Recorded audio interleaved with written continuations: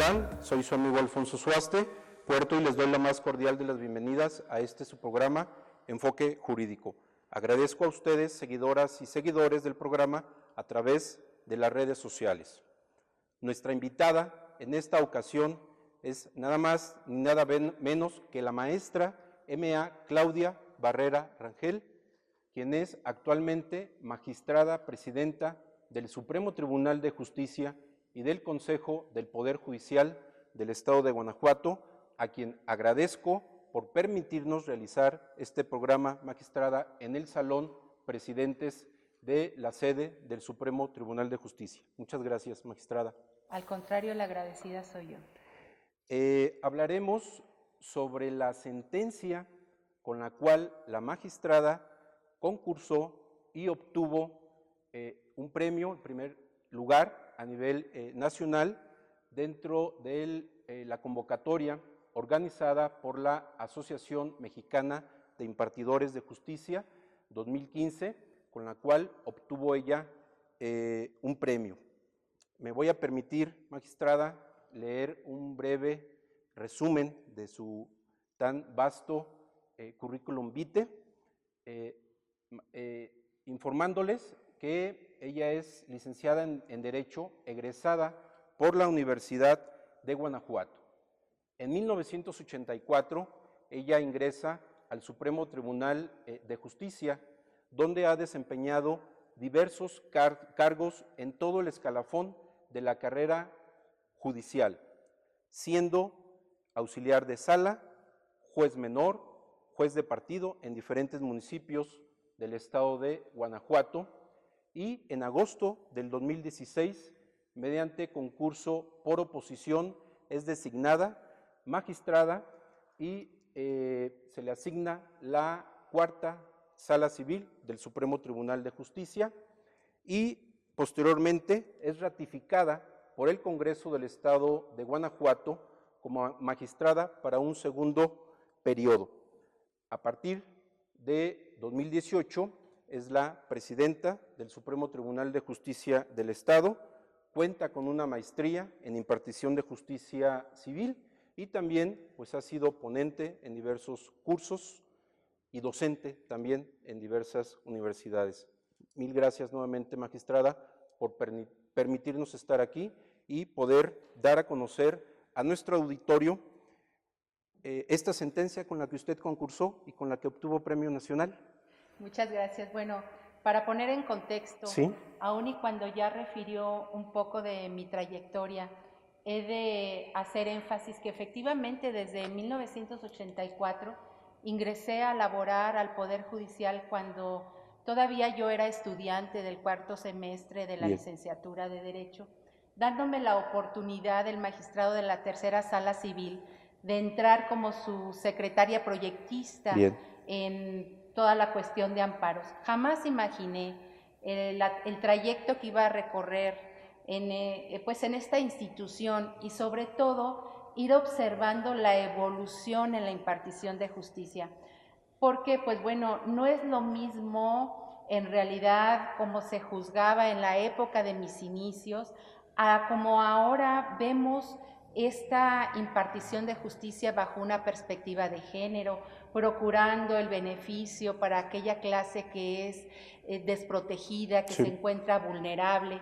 Y precisamente esta inquietud que nació durante toda esta trayectoria que usted ya refirió tan puntualmente y a la cual yo hago referencia, fue la que me fue inclinando poco a poco en las sentencias, en los casos que llegaban en mis manos, ver la manera de proteger sin vulnerar Sí. una equidad entre las partes, el cómo proteger a esas personas vulnerables ante una situación estrictamente jurídica que les afectaba en sus intereses particulares. Sí. Y efectivamente es el caso de esta resolución que obtuvo un premio por la AMIG, donde se juzgó bajo una perspectiva de género, Sí. porque también estuvo involucrada pues la madre de un menor, en la cual ella solicitaba en ejercicio de la patria potestad de sus hijos el otorgamiento de una pensión alimenticia. Y pues bueno, se tuvo que hacer un análisis de toda la problemática que estaba viviendo esta mujer para poder obtener un ingreso, Sí. una pensión de aquella persona que era el proveedor dentro de la familia para poder dar alimentos a sus hijos. Y pues bueno, no sé si usted quiera que yo ahonde en esta sentencia, en esta resolución, cómo fue que se abordó, cómo fue que se vio la problemática que estaba viviendo esta familia, o bien usted desea hacer una pregunta en particular. Claro que sí, magistrada. Primero, pues poner en el contexto, como usted bien dice, que esta sentencia que obtuvo esta distinción versó precisamente sobre alimentos, en el cual la acreedora alimentaria, la esposa, demanda alimentos al deudor y al mismo tiempo que en beneficio de sus menores hijos. En esta resolución, pues se llevó la primera instancia, ¿verdad? Se toma una decisión y no sé si pudiera precisarnos en qué consistió primero este primer fallo o la resolución de primera instancia y después de ahí partir a lo que usted finalmente resuelve. Claro que sí. Bueno, pues efectivamente la madre, en ejercicio de la patria potestad de sus menores hijos, solicita el pago de una pensión alimenticia para ella, para los menores, del deudor alimentario. El tema aquí en particular es que el deudor alimentario había sufrido un accidente con motivo de un disparo que sufrió en el fémur y pues se encontraba incapacitado Sí. para poder desarrollarse profesionalmente. Al mismo tiempo, esta persona vende el patrimonio con el que contaba, estoy refiriéndome a un tractocamión. Claro. El juez, al analizar la litis en base a los hechos expuestos por la parte actora y lo argumentado por la parte demandada, toma bien tomar la determinación de fijar una pensión alimenticia en favor de los niños y de la madre, Sí. en un salario mínimo. Bien. Pero el argumento toral de la juez es que desconocía o no se contaban con elementos probatorios para poder determinar a cuánto ascendía la capacidad económica del deudor alimentario y en base a ello ella decide fijar cuando menos un salario mínimo para que estos niños y la madre puedan proveerse de los alimentos. Llega la inconformidad para que nuestro público entienda esa inconformidad que se llama apelación, es un recurso de apelación, donde se manifiestan ciertas inconformidades por parte del padre en el señalamiento o en la fijación de la pensión alimenticia que había hecho por parte del juez. Y se inconforma, dice que cómo es posible que se le haya fijado una pensión alimenticia en un salario mínimo cuando él está imposibilitado para trabajar y está en plena rehabilitación, que es más, debería de considerarse a él como un acreedor y no como un deudor. Al momento que llega a la sala, pues sensibles tanto en el tema de los menores, sensibles también en el tema de la madre y también ponderando, por supuesto, la conducta y la situación física con la cual se encontraba el padre en esos momentos, es que la sala emprende el análisis integral del asunto en el particular. ¿Por qué refiero que emprende un análisis integral? Porque además de analizar los agravios expuestos por el padre, pues la sala tiene a bien ponderar la suplencia de la queja que debe de hacer todo juzgador cuando se encuentran inmiscuidos los derechos de los menores, que es una clase vulnerable y sensible a todo este tipo de problemática. Sin desconocer también pues que el padre tiene derechos para poder defenderse de aquello que se le está demandando. Pero aquí lo que se debe de privilegiar en un primer momento, que fue lo que consideró la sala, es precisamente la suplencia de la queja. Bien. Es decir, una tutela reforzada por parte del Estado en esa clase vulnerable que Sí. son los menores, y que es a los que va dirigida precisamente la solicitud de la madre para que el padre les dé una pensión alimenticia. Pero también, pues bueno, esto trae como consecuencia el que se vele por ese interés superior de los niños. Sí. Sin desconocer, vuelvo a insistir, el derecho también del padre para poder defenderse en el tema en particular. Nosotros privilegiando Sí. en un primer momento el derecho superior de los niños, la suplencia de la queja y sobre todo la aplicación de nuestras propias normas secundarias adminiculadas con tratados internacionales, es que pudimos advertir que en este caso lo que no se había demostrado era la capacidad económica del deudor alimentario, perdiendo de vista que nuestro Código Civil regula en uno de sus artículos, concretamente en el artículo 365A, la posibilidad de fijar una pensión alimenticia atendiendo no a la capacidad económica del deudor alimentario, hago énfasis en este punto, sino en el nivel de vida al que estaban acostumbrados los acreedores alimentarios en un espacio de 2 años anteriores a que están solicitando la pensión. Correcto. Bajo este panorama y guardando la equidad que debe de existir entre las dos partes y sobre todo haciendo una suplencia de queja para proteger a los menores, pudimos determinar o se pudo determinar que en realidad el haber fijado un salario mínimo traería como consecuencia 2 aspectos que podríamos vulnerar. En primer lugar, podría ser una pensión insuficiente para poder proveer a los niños el mínimo indispensable para satisfacer sus necesidades alimentarias, cuando en un lapso de 2 años anteriores a que se demandó este pago de pensión alimenticia, hubiesen estado acostumbrados a un estatus social mayor. ¿Por qué? Porque el padre podría proveerles ese estatus social mayor al que estaban acostumbrados.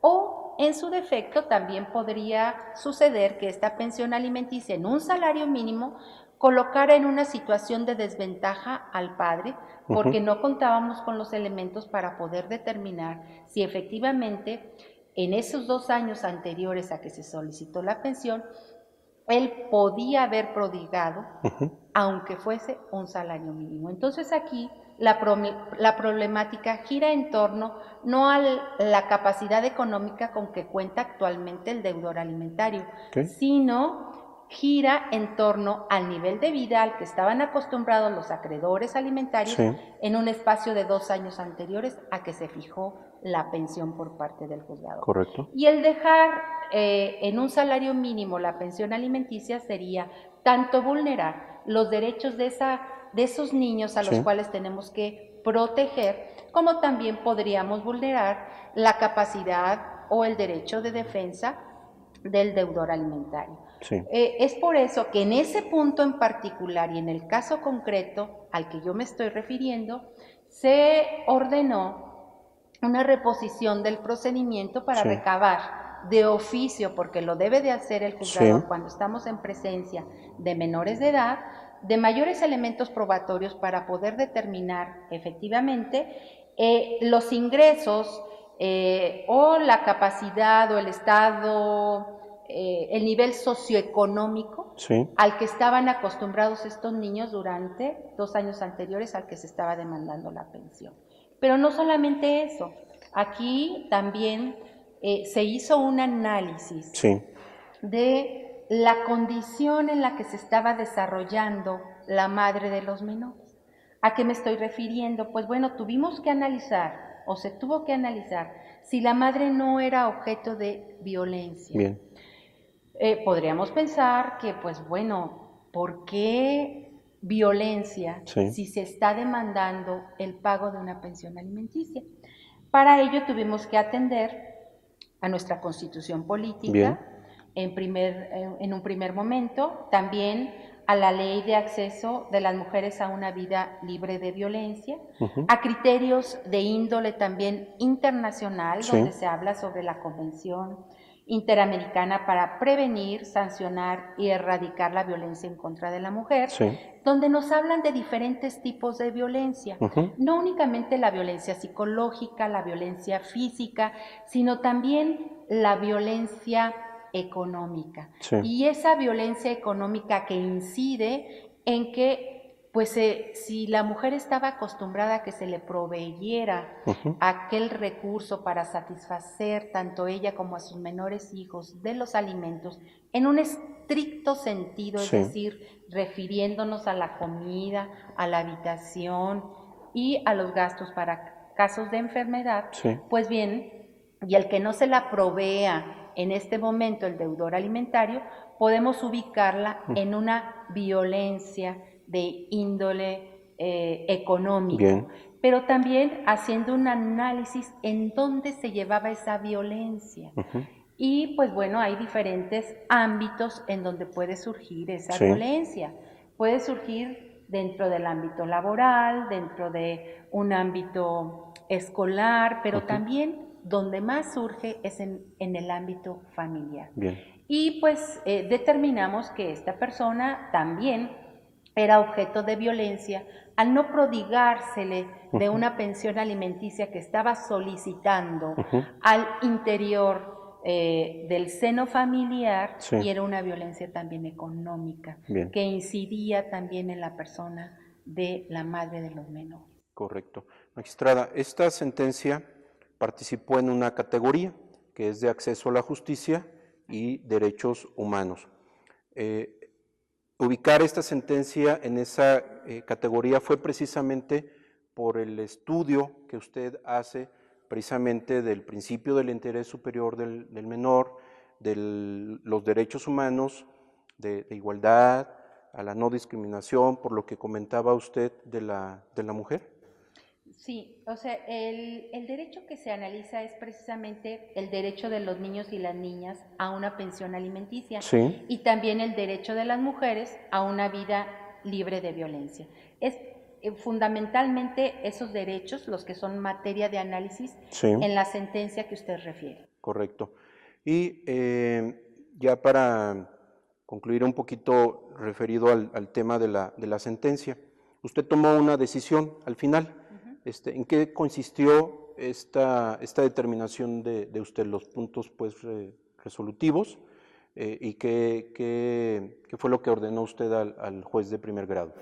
Mire, tengo que destacar, porque podría pensarse que al ordenar una reposición de procedimiento se deja en un mayor estado de vulnerabilidad a una clase débil como es los menores. En el caso en particular no es así, porque existía una medida, es decir, se estaba prodigando a los niños una pensión alimenticia desde que inició el juicio, y al ordenar la reposición de procedimiento no deja de proveerse esa pensión alimenticia para los menores, pero lo que se pretende es el recabar insumos probatorios para poder determinar cuál era el nivel de vida al que estaban acostumbrados esos niños y esa mujer durante 2 años anteriores a que están solicitando la pensión alimenticia. Correcto. Magistrada, ¿qué significó para usted en lo personal esta distinción, este premio obtenido por usted al concursar con esta sentencia? Bueno, en primer lugar yo quiero decirlo y decirlo de muy, muy adentro. Creo que en todos los asuntos que desde que yo era juez llegaban a mis manos, ponía empeño, corazón, conocimiento, y creo que en esta resolución la verdad no fue la excepción. Y lo digo muy sinceramente porque me parece que he tenido esa sensibilidad desde que yo era muy joven, el que siempre me preguntaba y me cuestionaba el por qué estaba en un lugar determinado Sí. dentro de mi vida profesional. Y yo misma me contestaba y decía, si tú estás sentada en esta silla, es por algo. Sí. Y si el asunto llega a tus manos, da lo mejor de ti, para tratar de que la gente se fuera satisfecha con una determinación de índole jurisdiccional, aunque no le beneficiara en todo. Y me parece que en esta resolución, pues bueno, el que se reconozca por una autoridad como la MIG a nivel nacional, pues es una satisfacción muy grande para quien está al frente de una sala, pero también al equipo de trabajo. Correcto. Porque me parece que en todos los lugares en donde nosotros nos colocamos, nos debemos a la sociedad, a la gente a la que acude hacia nosotros, pero también a la gente que nos rodea como un equipo donde trabajamos en conjunto. Y nos presiona más para hacer las cosas mucho mejor. ¿Por qué digo esto? Porque esta sentencia, donde se analiza el derecho de las mujeres a una vida libre de violencia, me hace redoblar en este momento en el que yo estoy al frente de este Poder Judicial, el luchar porque las mujeres no sean objeto de violencia de nadie. Que las mujeres, desde los diferentes ámbitos donde puedan desenvolverse, sepan que son fuertes, que pueden salir adelante, que pueden en diferentes ámbitos ser alguien que deje huella y que sea sobre todo ejemplo para sus hijos, porque me parece que el futuro está precisamente en sus hijos y en el ejemplo que nosotros como mujeres debemos de dar. Claro. Pues felicitarla, magistrada, pero también quisiera preguntarle cuál es el significado de este premio, porque fue a nivel nacional, precisamente para el Poder Judicial que ahora usted encabeza. Pues mire, la verdad, como institución, el Poder Judicial siempre ha ido a la vanguardia. Creo que va a la vanguardia en muchos aspectos, pero principalmente creo que el factor humano es una de sus virtudes. Porque todos los jueces, los magistrados, el personal de apoyo, todos los que estamos de alguna u otra manera involucrados en esta institución, damos nuestro mejor esfuerzo. Y me parece que este reconocimiento no es para la magistrada Claudia Barrera, es un reconocimiento para la propia institución y para el propio personal que trae la camiseta bien puesta, desde el presidente hasta aquel que hace la labor más sencilla dentro de la institución. Bien, magistrada, pues no quisiera despedir este programa sin antes pues enterar también al auditorio que sigue el programa de que usted también obtuvo un premio a nivel estatal, en este caso también por una sentencia que resuelve sobre perspectiva de género. Este premio obviamente participaron órganos jurisdiccionales como es el Tribunal Contencioso Administrativo, ahora de Justicia Administrativa, el Tribunal Laboral, las Juntas de Conciliación y obviamente el Supremo Tribunal de Justicia, ¿verdad? Así es, así es. Pues no sé si quisiera agregar algo referente a este premio, nada más para que nuestro público sepa precisamente de que también obtuvo este premio estatal, participando también con una diversa sentencia. Así es, pues bueno, afortunadamente por ahí tenemos la inquietud y siempre hemos tenido la inquietud de estar a la vanguardia en las nuevas tendencias que nos marca nuestra Suprema Corte de Justicia de la Nación, sobre que es precisamente el juzgar bajo una perspectiva de género. Y efectivamente en esta sentencia se obtuvo un primer lugar a nivel estatal, donde se estaba involucrando la pérdida de una patria potestad de un pequeño que solicitaba a su padre en contra de su señora madre, porque pues bueno, la señora es una sexoservidora. Y pues bueno, ahí se hizo un análisis para ver si procedía o no esa pérdida de patria potestad por los argumentos que plasmaba el padre de este chiquito, argumentando principalmente que le era perjudicial el oficio al que se dedicaba su madre y pues bueno, que lo ponía en peligro. Correcto. Pues magistrada, le agradezco mucho el espacio que hizo en su agenda, el habernos permitido realizar este programa desde la propia sede del Supremo Tribunal de Justicia, estar aquí en el Salón Presidentes y poder platicar con usted. De verdad ha sido un halago, un privilegio, y más la explicación que da usted de su resolución ganadora al Premio Nacional. Pues estamos sumamente agradecidos con usted y le deseamos éxito y pues todos los proyectos, los planes que tiene en su periodo como presidenta se lleguen a concretar, magistrado. Muchísimas gracias. Yo espero en verdad que los proyectos que nos hemos trazado lleguen a buen puerto, porque no son los proyectos de la presidenta, son los proyectos del Supremo Tribunal de Justicia del Estado de Guanajuato, que siempre ha sido un punto de referente a nivel nacional y, ¿por qué no?, a nivel internacional. Claro que sí, magistrada. Gracias. A ustedes, seguidoras y seguidores, les agradezco su atención y los espero en la próxima emisión de su programa Enfoque Jurídico. Muchas gracias.